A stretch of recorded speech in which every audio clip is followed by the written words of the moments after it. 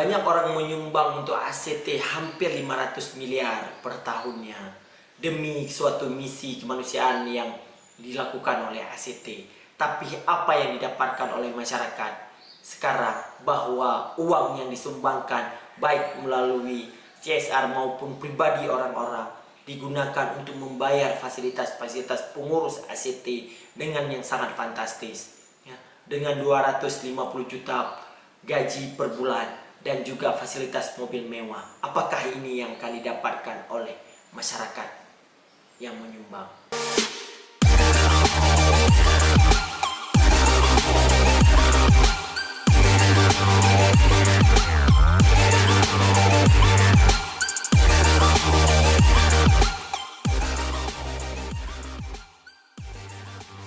Assalamualaikum warahmatullahi wabarakatuh. Hai, berjumpa lagi dengan saya Dedi. Hari ini akan kita bahas isu yang sangat menghebohkan beberapa jam yang lalu atau beberapa menit yang lalu atau beberapa hari yang lalu, ya, tentang kisruhnya ACT, aksi cepat tanggap, ya. Kita hari ini akan membahas secara singkat, ya, tapi bermakna di dalam kisruhnya ACT atau terbongkarnya penggunaan anggaran umat di ACT.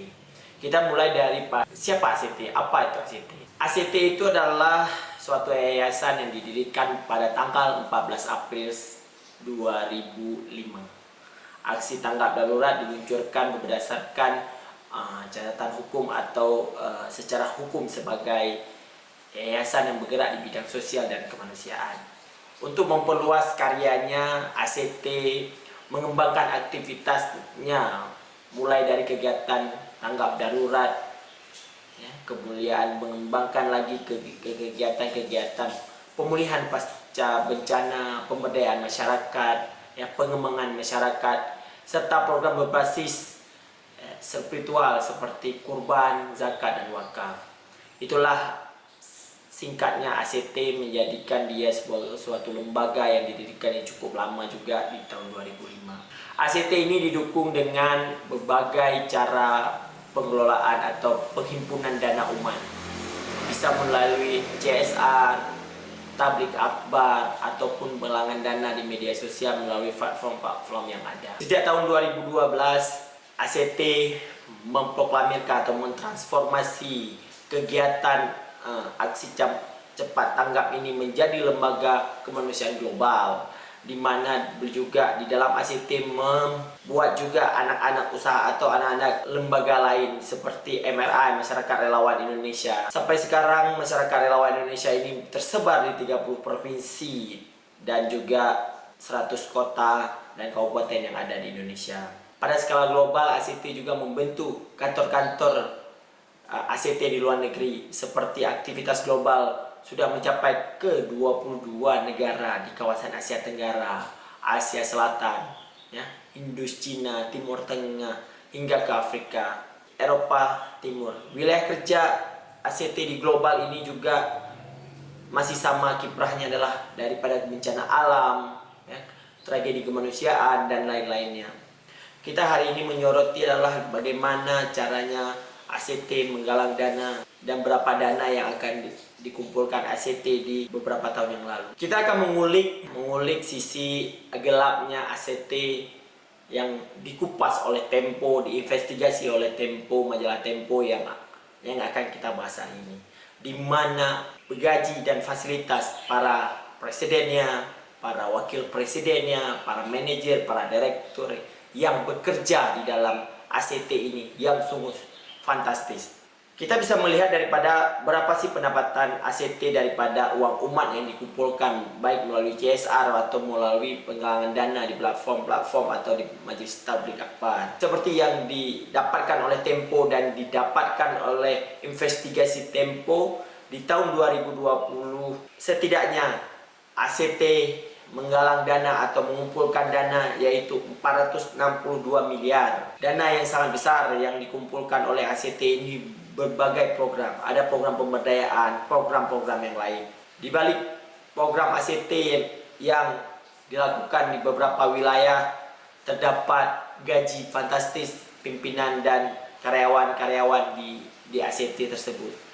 Kita bisa melihat satu orang presiden atau direktur atau ketua yayasan mendapatkan gaji 250 juta per bulan, dan juga fasilitas-fasilitas lain seperti mendapatkan 3 kenderaan yaitu Alphard, Pajero, dan CR-V. Dan kita juga bisa melihat wakil presiden mendapatkan 200 juta per bulan dan juga mendapatkan fasilitas mobil dinas dengan Pajero Sport. Kita juga melihat ada 3 senior vice presiden, yaitu dia mendapatkan 150 juta per bulan dan juga mendapatkan fasilitas mobil mewahnya dengan Pajero Sport. 10 orang vice presiden mendapatkan 80 juta per bulan dan mendapatkan juga mobil dinas dengan merek Pajero Sport. 14 direktur eksekutif mendapatkan gaji 50 juta per bulan dan mendapatkan mobil Pajero Sport juga. Ada juga 16 direktur yang mendapatkan gaji 30 juta per bulan dan mendapatkan mobil Pajero Sport. Alasannya untuk mendapatkan gaji yang lebih besar dikarenakan adalah saya pasang gaji besar, saya paksa kerja habis-habisan supaya bisa mempersembahkan program yang terbaik. Itu yang disampaikan oleh pimpinan ACT. Kita bisa melihat beberapa program ACT yang digelarkan baik di Aceh ya, maupun di Indonesia. Ada suatu ketika ACT membuatkan penggalangan dana di setiap masjid-masjid di Aceh, membuat galangan dana untuk Palestina, membuat galangan untuk pembebasan Masjid Aqsa, dan juga membantu pengungsi-pengungsi di Palestina. Juga banyak sekali warga Aceh di masjid itu memberikan uang, memberikan harta bendanya. Bahkan ada ibu-ibu dan bapak-bapak mengeluarkan harta benda di badannya untuk disumbangkan ACT. Ada anak-anak kecil yang membawakan celeng-celengan dia yang ditabung berhari-hari dengan sisa uang jajannya juga disumbangkan kepada ACT. Dan juga ada nenek-nenek yang melepaskan kalungnya, melepaskan antingnya untuk disumbangkan ke ACT. Sehingga banyak sekali dana-dana yang dikumpulkan ACT, baik melalui tablik akbar. Juga pemerintah sekarang di Aceh juga menggalang dana untuk Palestina melalui ACT juga. Belakangan kita melihat ratusan juta yang dikumpulkan secara terus-menerus secara bulanan daripada PNS dan ASN di lingkungan dinas-dinas tertentu. Itulah menjadikan ACT ini sangat besar di dalam penggalangan dana.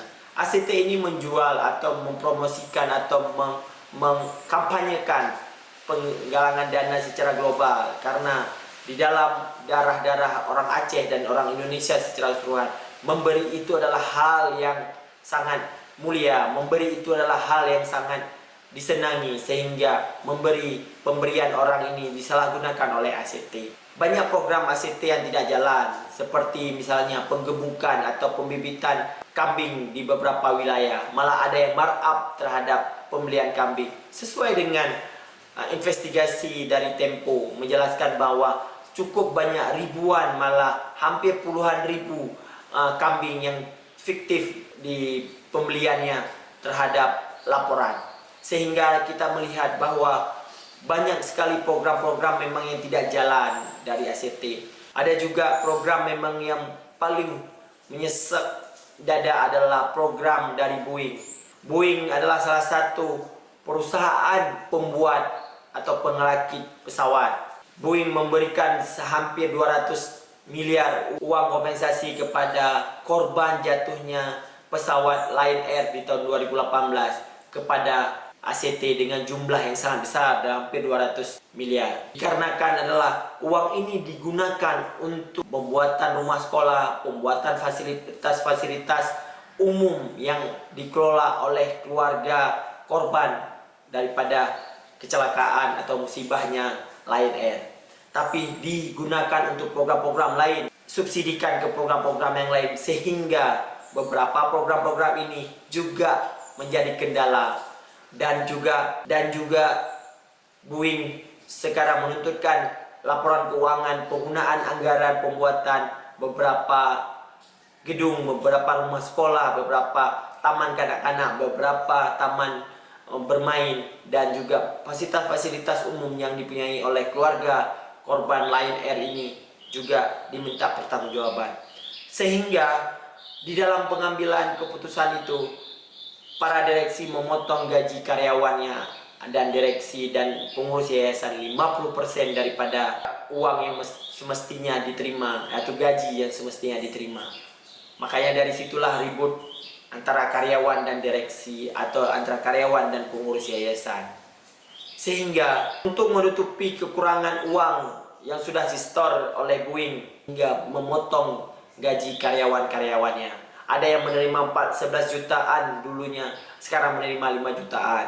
Sesuai dengan laporan daripada majalah Tempo juga mengatakan bahwa pendapatan yang diterima oleh pimpinan lembaga ACT ini tidak hanya di suatu kantong saja, tapi dia juga menerima daripada anak-anak usaha ACT, seperti misalnya di PT Hidro Perdana Retalindo juga pimpinan mendapatkan gaji yang fantastis yaitu 50 juta, dan juga mendapatkan fasilitas-fasilitas yang lain, membeli rumah untuk istri ketiga, membeli perabot untuk istri-istri yang lain, sehingga banyak uang-uang yang digunakan tidak pada semestinya, sehingga kolapslah beberapa atau berdarahnya keuangan beberapa lembaga-lembaga di bawah ACT. Itulah beberapa hal yang memang harus diulik dan harus menjadi pertanggungjawaban baik di dunia maupun di akhirat oleh pimpinan ACT, bahwa yang dia kelola adalah uang umat, yang dia kelola adalah uang sumbangan 1.000, 2.000 atau bahkan dari CSR perusahaan yang harus digunakan tepat sasaran. Sehingga kedepannya adalah mari kita bersedekah, berwakaf, berzis kepada lembaga memang betul-betul lembaga yang mengelolakan dengan amanah, dan betul-betul lembaga yang mengelola dengan transparansi dan tidak memperkayakan segelintir orang. Demikianlah ulikan atau demikianlah yang dapat kita bahas untuk hari ini, biaya fantastis pengurus ataupun pengelola aksi cepat tanggap atau ACT. Sampai jumpa di video-video selanjutnya. Tonton terus SAS Inisiatif. Dan saya tutup. Wabillahi taufiq hidayah. Assalamualaikum warahmatullahi wabarakatuh.